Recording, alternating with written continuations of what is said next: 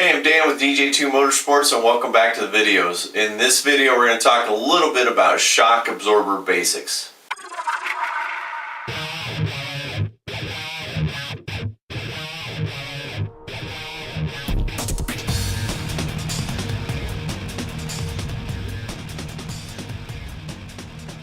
Again, welcome back to the videos.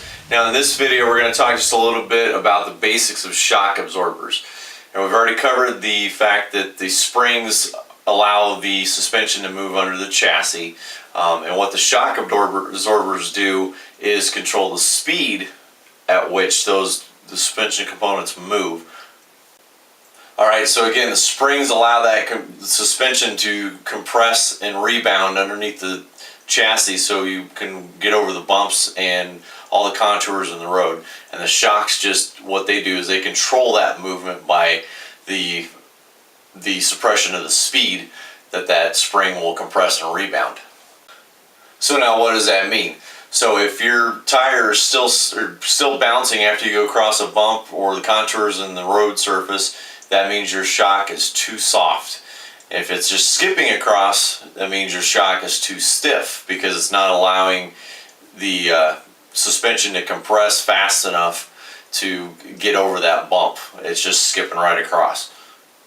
And remember, the shocks work both ways in compression and rebound, so it's controlling the speed of the movement of the chassis both as it compresses over a bump and also as it extends, as that wheel kind of tries to move away. So you got to keep those things in mind. And not only do your shocks help keep the tires in contact with the road surface, but it also affects your weight transfer. And because when you're accelerating or cornering or decelerating, your weight transfer is shifting, so those shocks are going to actually help control the speed of that weight shift. And you have to remember, if one side of the vehicle is compressing, the other end of the vehicle is going to be extending. So take, for example, if you're just going straight and you're getting on the brakes, that weight shift is going to go forward. So your forward spring, your shocks and springs are going to be in compression, and your rear springs and shocks are going to be extending because of that weight shift forward. Same thing if you're taking a left-hand turn. Everything on the right side of the vehicle is going to be compressing, and the left side is going to be starting to come into extension, especially on the left rear corner. And just the opposite if you're making a right-hand turn. And your shocks have to work together with your springs, so make sure you get your springs pretty well dialed in before you start messing around with the shocks.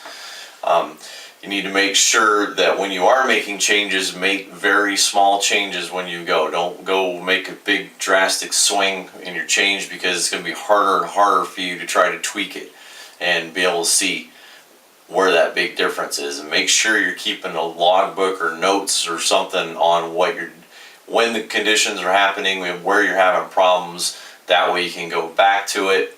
If you start getting too far away from it, at least you can come back to, let's say, a baseline setup that you've got. Alright, that's going to do it for this video. Make sure you visit us at dj2motorsports.com. Look for us on Twitter, Facebook, and also make sure you're coming back to YouTube to watch these videos. Subscribe and make sure you hit a like for us. See you inside the next video.